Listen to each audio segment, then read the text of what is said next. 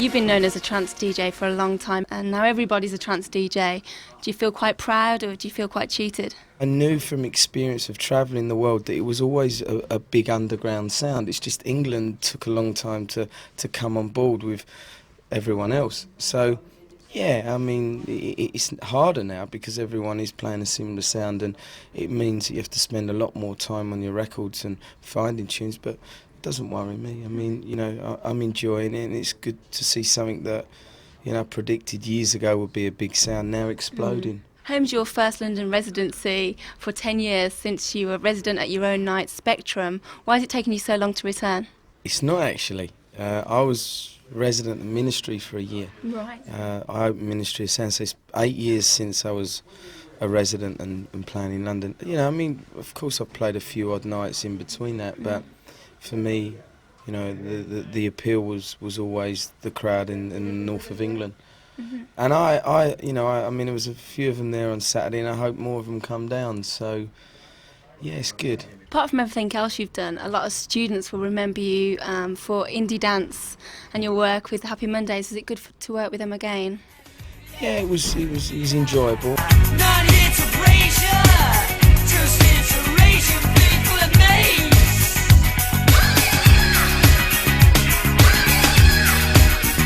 They wanted to put a record together, they wanted to do a tour, they approached us, we done it. You know, I mean, we with the students, what we're planning to do in October and November is we're doing our own student tour.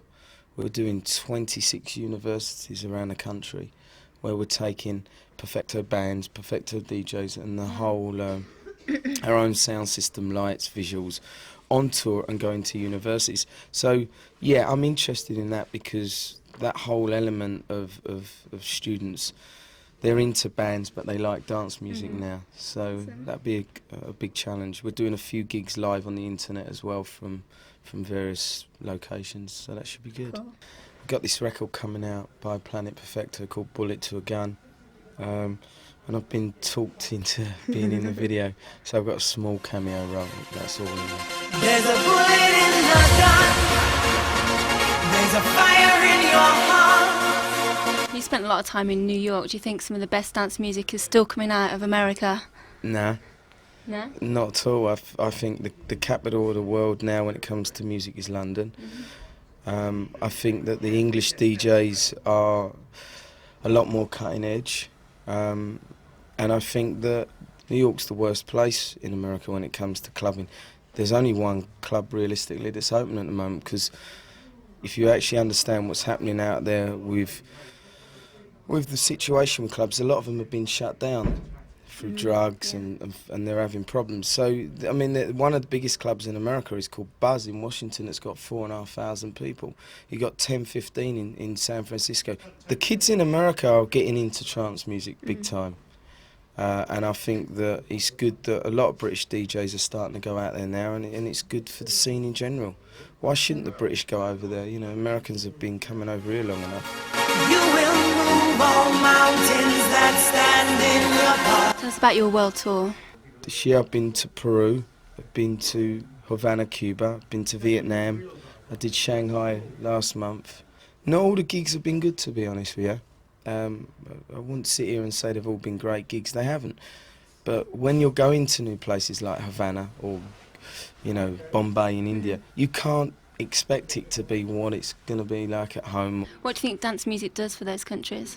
Well, what I'm trying to do is open the doors for, you know, for dance music in general. I mean, by going to places like Havana that haven't got this music, they haven't got turntables in Cuba. It's all CD. It's the same as Bombay. So you have to take your own turntables. They actually call records the black disc.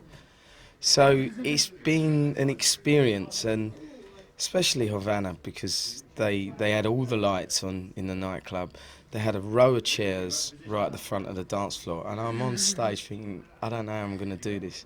You know, we tried to explain to the management, it's not that kind of show where you sit there and watch. So it was really, really hard work. And the rhythm that they dance to is a 3/4 rhythm, so they dance from their waist downwards. We dance to a 4/4, so it's more kind of like this. There's a bullet in the gun. they couldn't even get their head around the music because the music was so different. So it was a really hard gig. But it was interesting, as I say. Can we expect anything else from the Perfecto label? Yeah, I've signed Jan Johnson, who is a vocalist, is incredible. I mean, she does a lot of vocals on BT. She did that record Skydive, which is really good. And obviously the Dope Smugglers have got their follow-up and their album coming out also. So Jan and the Dopes are on the Perfecto tour.